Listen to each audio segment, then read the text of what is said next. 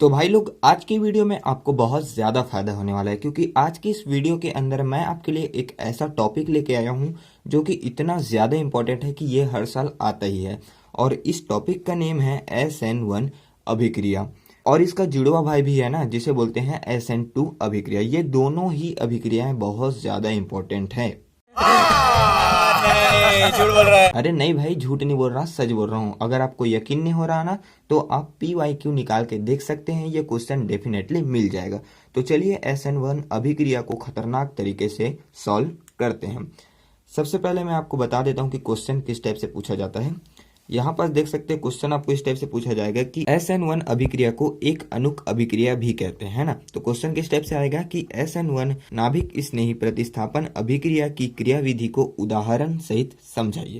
अगर ये क्वेश्चन आपके एग्जाम में आ जाए तो आपको सबसे पहले SN1 अभिक्रिया इस तरह से आपको साइड हेडिंग डाल देना है। यहाँ पास देख सकते हैं, मैंने इसका पूरा थ्योरी भी यहाँ पास लिख दिया। हम क्या करेंगे, ये थ्योरी को, है ना, इसको पढ़ते जाएंगे और नीचे में इसको सॉल्व करते जाएंगे, मतलब एग्जाम्पल बनाते जाएंगे। तो चलिए वीडियो को स्टार्ट करते हैं। चलो भाई, देखो अब मैं क्या करता हूँ। देखो, सबसे पहले तो क्वेश्चन में ही आते हैं। क्वेश्चन में क्या लिखा है, एक अनुक अभिक्रिया। SN1 को अभिक्रिया को क्या बोलते हैं, एक अनुक अभिक्रिया। इसको एक अनुक अभिक्रिया इसलिए बोलते हैं क्योंकि इसमें एक अणु भाग लेते हैं। कितने अणु भाग लेते हैं, केवल एक अणु भाग लेते हैं, इसलिए इसे बोलते हैं SN1 अभिक्रिया। इसका जुड़वा भाई भी है जिसमें दो अणु भाग लेते हैं, जिसमें दो अणु भाग लेते हैं, इस कारण उसे क्या बोलते हैं, द्विक अनुक अभिक्रिया। ठीक है, तो अभी अपन लोग बात करने वाले हैं SN1 अभिक्रिया। फिर इसके बाद जो अगला वीडियो आएगा वो SN2 अभिक्रिया के ऊपर आएगा। ये तो लेटेस्ट न्यूज़ है। ठीक है, तो सबसे पहले अपन लोग SN1 अभिक्रिया को सॉल्व करते हैं।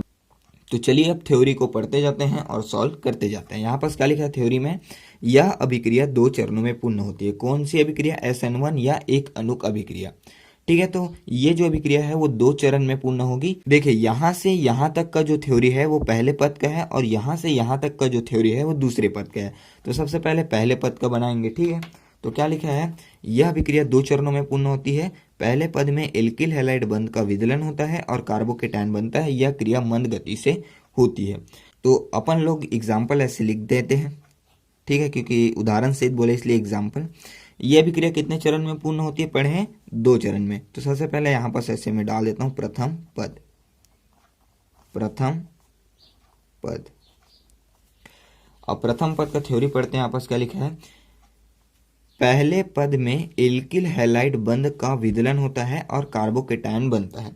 अब यहाँ पर वर्ड आ रहे होंगे एल्किल हैलाइड, अगर आपको पता नहीं है तो मैं बता देता हूँ। देखिए, एल्किल मतलब क्या होता है, आर समूह। आर मतलब क्या होता है, सीधी सी बात बोलूं तो एल्किल का मतलब होता है कार्बन श्रृंखला। इस तरह से, जैसे कि CH3, C2H5, C3H7, और इस तरह से ये बढ़ते जाएगा, तो ये कहलाता है एल्किल समूह। अब यहाँ पास एल्किल का मतलब समझ आ गया कि कार्बन श्रृंखला, इसके अंतर्गत कार्बन श्रृंखला ही आएंगी। जैसे कि ये, जैसे जैसे कार्बन की संख्या बढ़ाते जा रहे हैं वैसे वैसे हाइड्रोजन की संख्या भी बढ़ती जा रही है। लेकिन यहाँ पास लिखा है एल्किल हैलाइड, तो हैलाइड का मतलब क्या होता है ये भी समझ जाइए आप। हैलाइड मतलब होता है हैलोजन समूह, और इसको किससे दर्शाते हैं, X से। हैलोजन के अंतर्गत कौन कौन से आते हैं, फ्लोरीन, क्लोरीन, ब्रोमीन, आयोडीन, एसेस्टाइन, ये आते हैं हैलोजन के अंतर्गत। तो अब आपको समझ में आ गया होगा कि एल्किल मतलब ये और हैलाइड मतलब ये। यहाँ पास एक देखिए, कार्बन तो 4 बॉन्ड बनाता है, लेकिन यहाँ पास एक हाइड्रोजन कम है, क्योंकि यहाँ पास एल्किल हैलाइड दोनों जुड़ेगा ना, तो एक हाइड्रोजन निकलेगा तभी तो जुड़ेगा। तो अब आपको समझ में आ गया कि एल्किल हैलाइड आखिर है क्या। एल्किल मतलब ये सब और हैलाइड मतलब ये सब। तो चलिए अब इसका एग्जाम्पल सॉल्व करते हैं। देखिए, मैंने आपको क्या बोला, प्रथम पद में क्या लिखा है थ्योरी में कि एल्किल हैलाइड, पहले पद में एल्किल हैलाइड बंध का विदलन होता है। तो एल्किल मतलब ये और हैलाइड मतलब ये, तो इसको कैसे लिखेंगे, आर एक्स। ये क्या है, एल्किल हैलाइड। यहाँ पास मैं नीचे में लिख देता हूँ ताकि आपको समझ में आ जाए कि ये क्या है, एल्किल हैलाइड। फिर से थ्योरी में आते हैं।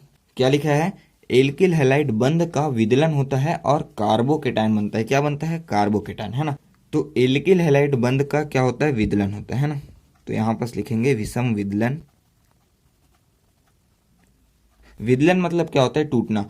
तो यहाँ पास थ्योरी में फिर से देखेंगे तो क्या लिखा था कि एल्किल हैलाइड बंध का विदलन होता है और कार्बोकेटायन बनता है। अब ये टूटेगा तो ये दोनों अलग अलग होगा।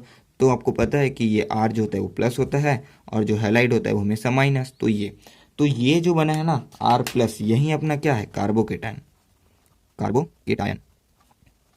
थ्योरी में देखेंगे तो पहले पद में एल्किल हैलाइड बंध का विदलन होता है, ये देख सकते हैं एल्किल हैलाइड बंध का विदलन होता है और कार्बोकेटायन बनता है। ये हो गया पहले पद का। लेकिन इसका एक और एग्जांपल आप लिख सकते हो। कैसे लिख सकते हैं? R मतलब मैंने आपको क्या बताया था, ये सब, ये CH3 C2H5, तो कोई भी सभी उदाहरण लिख सकते हो। जैसे कि मैं लिख देता हूँ CH3, तो ये CH3, और हैलाइड में कोई से भी लिख सकते हो, जैसे क्लोरीन ब्रोमीन, तो क्लोरीन ही लिख देता हूँ, तो एल्किल हैलाइड। ठीक है, इसका भी ऐसे होगा विषम विदलन। और फिर यहाँ पास ये जो CH3+ बना है ना, यही क्या है, कार्बोकेटायन, और ये क्लोरीन माइनस। और एक बात इसमें याद रखिएगा कि ये जो होता है ना, ये किससे होती है, ये मंद गति से होता है, मतलब एकदम तीव्र नहीं, एकदम धीरे गति से होता है, इसलिए बोलते हैं मंद गति से। यह अभिक्रिया मंद गति से होती है। तो यहाँ पर जो अपना प्रथम पद है वो कंप्लीट हो गया है। अब बात करते हैं द्वितीय पद की। तो यहाँ पर मैं साइड हेडिंग डाल देता हूँ दूसरा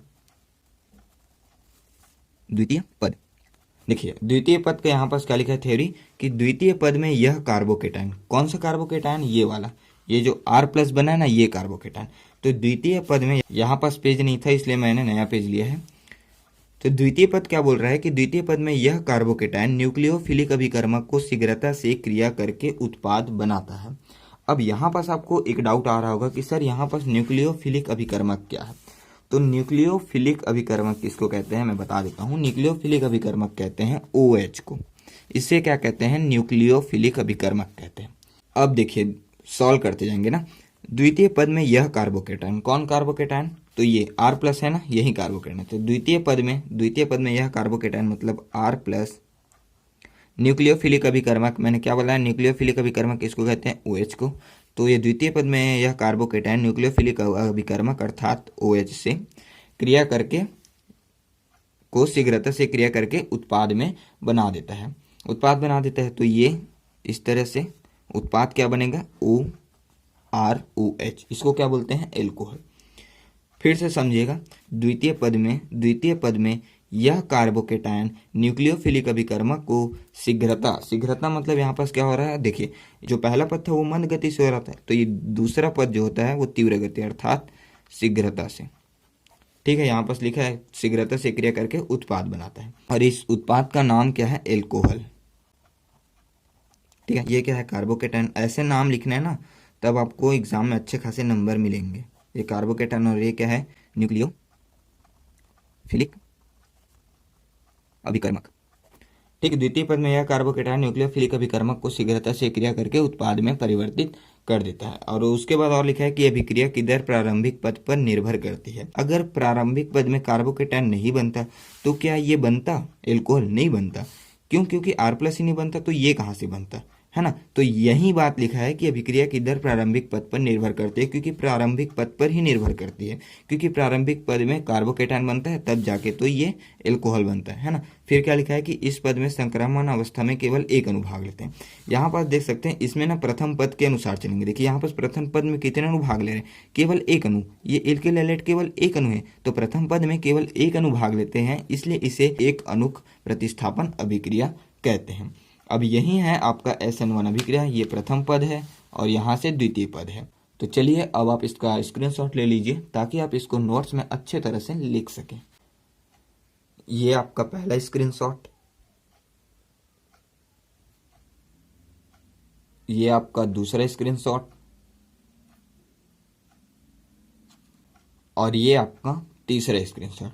अगर आप यहाँ पास चाहें ना तो इसका एग्जाम्पल भी लिख सकते हैं, जैसे कि R मतलब यहीं पास बता देता हूँ, कार्बोकेटायन मतलब CH3+ एग्जाम्पल के तौर पर, और ये OH।